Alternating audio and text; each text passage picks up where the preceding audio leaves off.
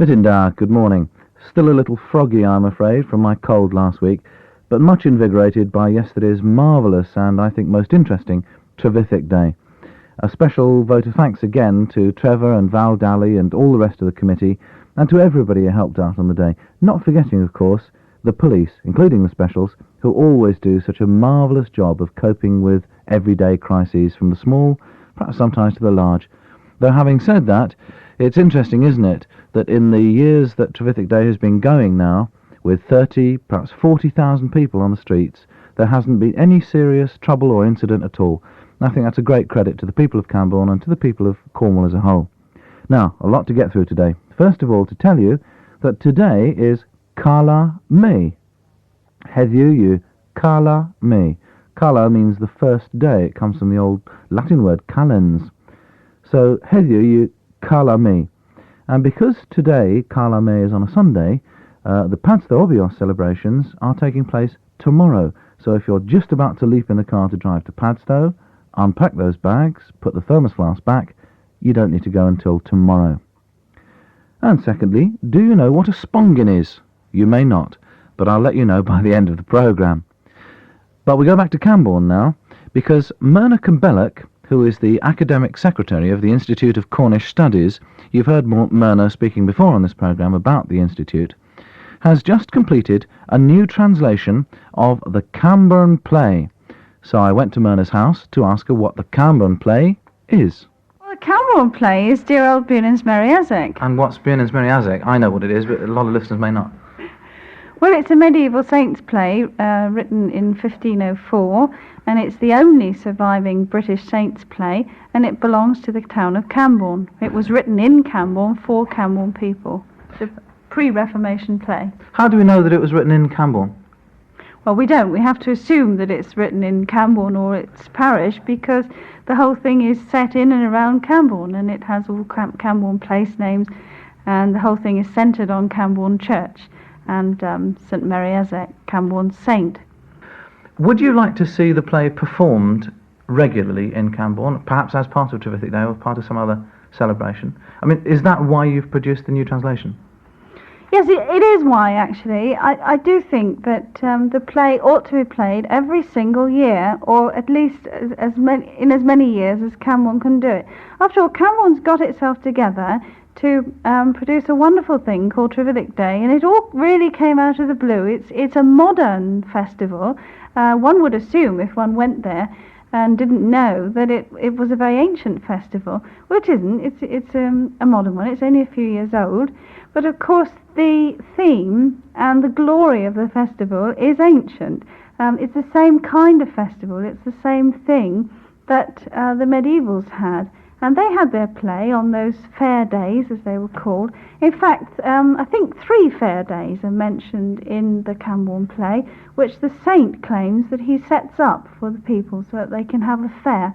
And I think that the play ought now to centre around Trevithick Day. We've already talked on Kroeder Kroghen about St. Piran and his reputation as a drunken Irishman. Are there any interesting legends about St. Mary Azek? Oh no, he was the most dreadfully pious and wonderful fellow who ever walked the earth, apart from Jesus. He never put a foot wrong, unfortunately for us, and of course that doesn't make very good theatre. So the play is in fact 3 plays, and the whole thing is a sort of medley of things, and that's why in the new edition we have the pages are actually in 3 different colours, so that you can pull out one play and play it, or you can pull out another one. The play of St. Mary Azek himself is quite dull, really. He spends most of his time curing lepers, the blind, the lame, you name it. Might be dull as a play, but I'm sure the lepers and the blind were grateful. Yes.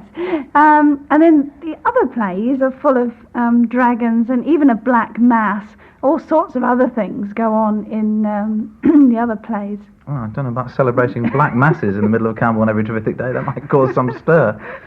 But Mary Azek was, obviously, a genuine historical person. Do we know much about the real historical Mary Azek as opposed to the Mary Azek of the play? Well, he was a 9th or 10th century saint, it is assumed, and his history is only left now in the legends, which used to be deposited in the churches of Brittany.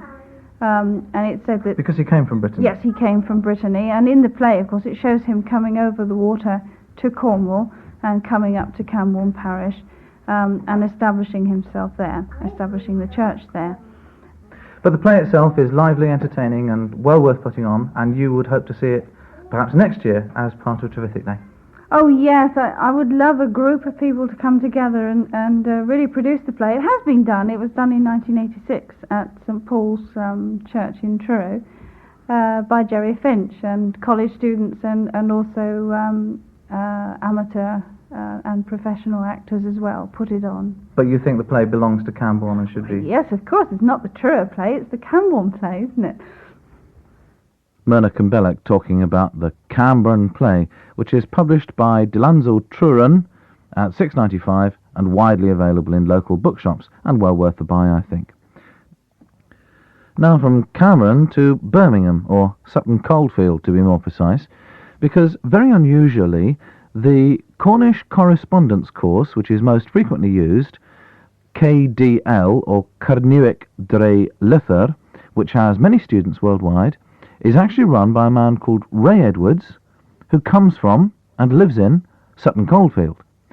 Ray was at the Cornish Language Weekend held recently, and I took the opportunity of asking him in more detail what KDL, or Kernewek Dre Lither, was all about. As course, Dre Lither, they diski Kernewek, they teach in Kerno, mes moi, kens imeza Kerno, deso tramo, Leo Kapahaga Australia, I'm a studiorian in America, in Czechoslovakia. So you've explained that Kernewek Dre Lither, Cornish by letter, is a study course organised for students across the whole world. That's right, that's it. Now, how is it that somebody from Sutton Coldfield should have learnt Cornish in the first place and should now be taking such a responsible role, if you like, in the Cornish language movement? Well, the thing is, I was taught from teaching in 1980,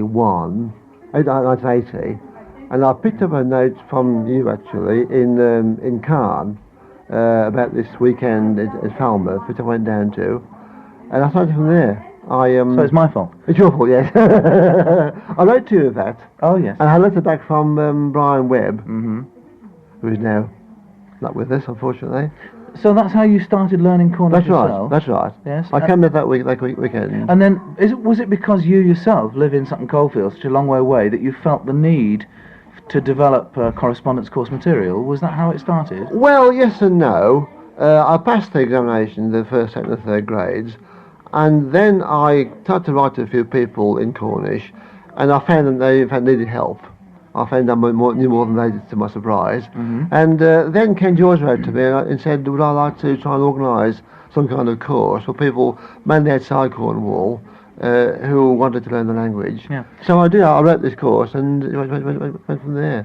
Now, how do you manage to keep the Cornish you speak sounding the same as everybody else's Cornish that we speak in Cornwall? Because you're miles away. Do I? Well, perhaps you don't. Do you feel you do? Well, I feel I need more practice. Obviously, I'm only coming here twice a year roughly. Yes. And it's quite difficult to keep in touch, speaking wise, with the language. But, does the correspondence course use tapes as well? There are tapes, yes. There are tapes. This is a little anecdote. I think it was the last course, or perhaps the one before. I was sitting at a table meeting some new Cornish speakers I never met before afterwards. Yes. And spoke to them and asked where they came from in Cornish, and one said Newbridge and one said Penzance, and one said Moonta, and I thought Moonta, that's a funny little village, I've not heard of that. Oh, that's Rondor. Where's Moonta? And of course Moonta is in South Australia. Right. And yet the accent was, a very good Cornish language accent. Yes. Was that Rondor? I think it must have been, yes, Rondor probably, yes. So you've achieved some successes? Oh, yes, there are now 10 bards who have been through my course. 10 bards, yes. There'll be two more this year. So that is obviously very successful. Well, we're doing fairly well, yes. How many people, roughly, have been involved since Kernewek Dre Lither has started? Well, totally, there are about 120 who are actually enrolled. All across the world? Yes. A lot have dropped away, unfortunately. Some completed the course, obviously, and some are still working with me now. Must be about 20 or 30, I would think, now, doing the course now. Actually, alive, as it were. And is it very expensive? I mean, if somebody wanted to get involved through correspondence rather than through going Well, to the fees are £12.50 for this country, £15 for Europe, and £25 for far away, the ML postage. I mean, considering that will presumably include postage as well. That's everything, yes. So that's a pretty reasonable fee, Well, isn't we it? think so, yes, yes. Now, I have to ask you, as somebody who comes from Birmingham or Sutton Coldfield, Yes. Who has a distinctive Sutton Coldfield Yes, or Midlands thank you. accent, Yes, Midlands, yes. and comes down here, how do the other people who are involved in the Cornish language movement react to you? Oh, they're very friendly, no problem at all. They're very. And nobody's they ever don't said to you treat that me it's outside at all. No, never do. No. Nobody's ever said to you that it's strange as foreigner learning Cornish or anything like those sort of sentences? No, I've asked some about why, obviously, like you asking me now, but no animosity at all, no sort of giving me sort of thing. All very friendly. I've been amazed with it. I've been so well received, in fact, you know. I thought, well, maybe somebody would think, well, this bloke is messing about without language, but nobody has at all.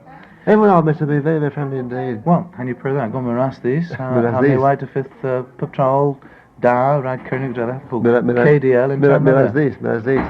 Espagne, qu'est-ce qu'on connaît? Miraz this. And that's Ray Edwards of KDL, Kernewek, Luther. And if you're interested in learning Cornish by correspondence rather than in evening classes, his address is KDL, 6 Holton Road, Sutton Coldfield, B73 6NP. If you haven't managed to get that, you can always write to me, John King at Radio Cornwall, and I'll make sure that the address gets to you. Next week, I'll be telling you more about those Australian Cornish speakers, and the only thing that remains for me to say is to tell you what a spongin is, because I invited you to guess that at the beginning of the programme. Well, although you may not have heard of a spongin, you will probably have heard of a beano and of a dandy. Well, a spongin is one of the same tribe. It's in fact a comic for children. The only difference is that spongin is all in Cornish, and it's extremely colourful and is soon to be available in the shops, price 35p. The first time that a Cornish language comic has been actually produced. It was produced with help from the Welsh language movement and subsidised to some extent by them. So if you've got young children who'd be interested in looking at a comic in Cornish, then look out for spongin. Well, that's this week. More Australians next week. Have a splendid Padstobios day if you go tomorrow, and Flora Day, of course, is coming up as well on the 7th. So, bis nesa seithan mi ara leverli mithata, gombarasthich ha diganahwi. God be with you. Diganahwi.